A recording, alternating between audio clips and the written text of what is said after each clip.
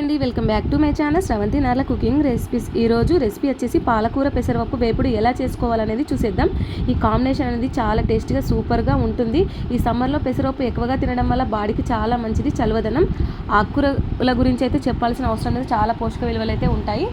ఇక్కడ చూసేయండి, నేనైతే ఇక్కడ పాలకూర 3 కట్టలు అయితే తీసుకొని ముందుగా ఆ కట్టల్ని ఫ్రెష్గా కడిగేసిన తర్వాత ఈ విధంగా సన్నగా కట్ చేసుకోవాలి. ఆకుకూర కట్ చేసిన తర్వాత మనం ఫ్రెష్గా కడిగితే విటమిన్స్ పోతాయి కాబట్టి ముందే కడిగేసుకోవాలి. 3 కట్టల పాలకూరకి 1 కప్పు పెసరపప్పుని 2 టైం ఫ్రెష్గా వాష్ చేసి ఒక 15 మినిట్స్ వరకు నానబెట్టేసుకోవాలి. ఇప్పుడు ఆ పాలకూరకి 2 పెద్దగా కట్ చేసిన ఆనియన్స్, పచ్చిమిర్చి, 1/2 కప్పు వరకు వెల్లుల్లి తీసుకొని పక్కన పెట్టేసుకున్నాను. ఇప్పుడు స్టవ్ ఆన్ చేసి ఒక బౌల్లో కొంచెం ఆయిల్ ఎక్కువగానే పడుతుంది, వేపుడు కాబట్టి. ఇలా ఆయిల్ వేసేసాం కదా, ఇలా మంచిగా ఆయిల్ హీట్ అయిపోయిన తర్వాత 1 స్పూన్ ఆవాలు, 1 స్పూన్ జీలకర్ర చిటపటలాడిన తర్వాత 1/2 కప్పు వరకు అయితే ఇక్కడ వెల్లుల్లిని అయితే వేసుకోవాలి. ఇలా చిన్న చిన్న ముక్కలుగా కట్ చేసుకున్న వెల్లుల్లిని వేసుకున్న తర్వాత ఇప్పుడు ఒక 5-6 వరకు పచ్చిమిర్చిని పొడుగా ఈ విధంగా కట్ చేసుకొని పచ్చిమిర్చి కూడా ఆయిల్లో మంచిగా దగ్గర పడేంత వరకు ఫ్రై చేసేసుకోవాలి మంచిగా. ఇలా పచ్చిమిర్చి మొత్తం ఫ్రై అయిపోయిన తర్వాత ఇప్పుడు ఆనియన్స్ అయితే వేసేసుకోవాలి. ఆనియన్స్ ఈ విధంగా అయినా కట్ చేసేసుకోవచ్చు, పొడుగా స్లైసెస్గా కట్ చేసుకోవచ్చు, అది మీ ఆప్షన్ అండి.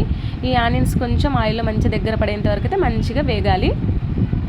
కొంచెం కలర్ చేంజ్ అయిపోతుంది, దగ్గర పడేంత వరకు చూడండి. ఇలా వేగిన తర్వాత ఇందులో 1 స్పూన్ పసుపు కూడా యాడ్ చేసేసి మరొకసారి అయితే కలుపుకోవాలి.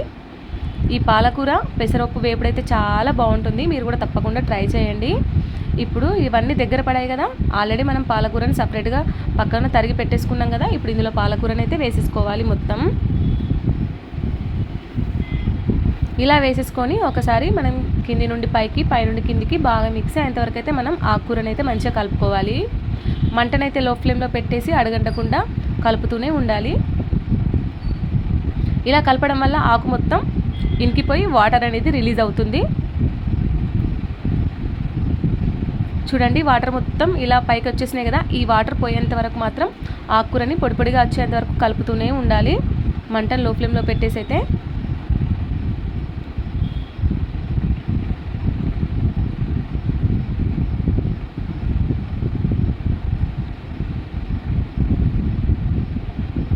చూడండి ఈ విధంగా.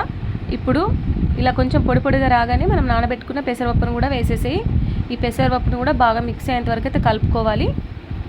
ఒక 5 నిమిషాల వరకు అయితే పెసరపప్పును కూడా ఆయిల్లోనే బాగా మంచిగా ఫ్రై అయ్యేంత వరకు అయితే కలుపుకోవాలి.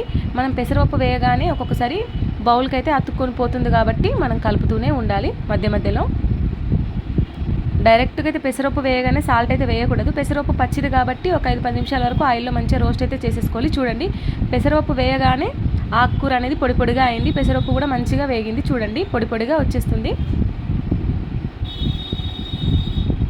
ఈ పెసరపప్పు పూర్తిగా మెత్తగా కావాల్సిన అవసరం లేదు, మాకు కొంచెం జస్ట్ చేతితోటి ఇలా ముడితే పలుకు ఇరిగితే సరిపోతుంది.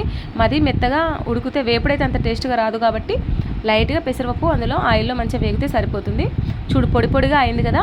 పాలకూరలో సాల్ట్ ఎక్కువగానే ఉంటుంది కాబట్టి జస్ట్ ఒక 1/2 స్పూన్ వేస్తే సరిపోతుంది. ఇలా సాల్ట్ వేసి మరి కలపగానే మనం సాల్ట్కి మళ్ళీ ఆకుకూర అనేది వాటర్ అనేది రిలీజ్ అవుతుంది. జస్ట్ ఒక 5 మినిట్స్ పొడి అయ్యేంత వరకు మనం కలుపుతూనే ఉండాలి. ఈ విధంగా చూడండి, వాటర్ అనేది లేకుండా పొడిగా అయిపోయింది కదా. ఎంతో టేస్టీగా పాలకూర వేపుడు అయితే రెడీ. మీరు తప్పకుండా ట్రై చేయండి. వేడి అన్నంలోకి కాసంత నెయ్యి వేసుకొని కర్రీతో తింటే చాలా బాగుంటుంది, చాలా టేస్ట్గా ఉంటుంది, హెల్త్ కూడా చాలా మంచి. మీరు కూడా తప్పకుండా ట్రై చేయండి. ఇలాంటి మంచి రెసిపీస్ కోసం మన ఛానల్ని ఫాలో అవ్వండి. Thank you for watching.